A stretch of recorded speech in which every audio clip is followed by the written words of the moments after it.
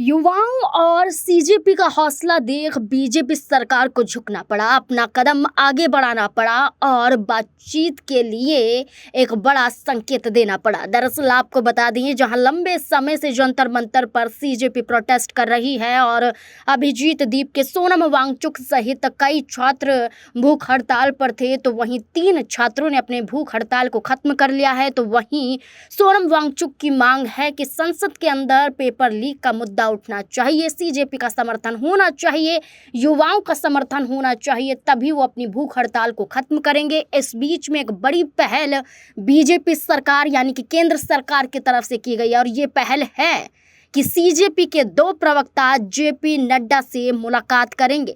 मुलाकात का समय तो 12 बजे के करीब का निर्धारित किया गया था, लेकिन अब तक कोई जानकारी मुलाकात के बाद के सामने नहीं आई है, क्योंकि इस सिलसिले में आपको बता दें कि कांग्रेस जनता पार्टी के प्रवक्ता आशुतोष रांका ने कहा है कि आज सुबह दिल्ली पुलिस ने हमें सरकार की बातचीत करने की इच्छा के बारे में बताया।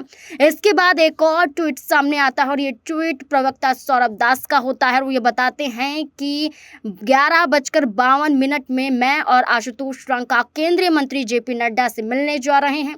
उन्होंने दावा किया है कि सरकार ने सुबह उनसे बातचीत के लिए संपर्क किया था। उन्होंने कहा कि हमारी मांगें साफ हैं, बड़ी संख्या में युवा इकट्ठा हुए हैं और सरकार को झुकना पड़ा है। ये ट्वीट सौरभ दास का है और उन्होंने समय बताया कि लगभग 12 बजे के करीब मुलाकात होनी थी। अब इस मुलाकात को लेकर कोई भी जो है तस्वीरें सामने नहीं आई हैं। बंद कमरे में ये मुलाकात होगी।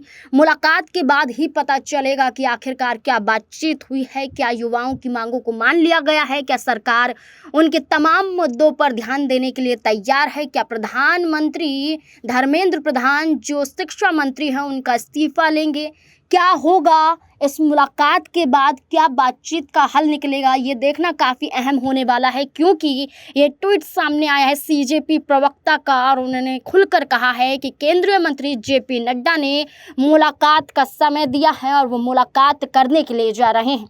एक तरफ मुलाकात तो दूसरी तरफ जंतर मंतर पर लाठीचार्ज, पुलिस द्वारा बल का प्रयोग किया जा रहा है, युवाओं को कंट्रोल करने की कोशिश की जा रही है, लेकिन लगातार युवा वहाँ पर मौजूद हैं और कई लोगों को तो रोका जा रहा है। जंतर मंतर के बाहर ही उन्हें अंदर नहीं जाने दिया जा रहा है, जिसमें आम आदमी पार्टी का बड़ा चेहरा और राज्यसभा सांसद संजय सिंह भी हैं, उन्हें भी रोका गया। लेकिन इस बीच में कई और बड़े चेहरे भी सामने आए जो जंतर मंतर पर दिखाई दिए, जिसमें चंद्रशेखर आजाद हो, प्रकाश राज हो, शबाना आजमी हो, ये सब युवाओं के साथ दिखाई दिए। अब देखना होगा कि इस बातचीत के बाद क्या हल निकलता है, क्या वाकई सरकार झुक गई है या खुद सरकार उनके आगे अपनी शर्तें रखती हुई नजर आएगी।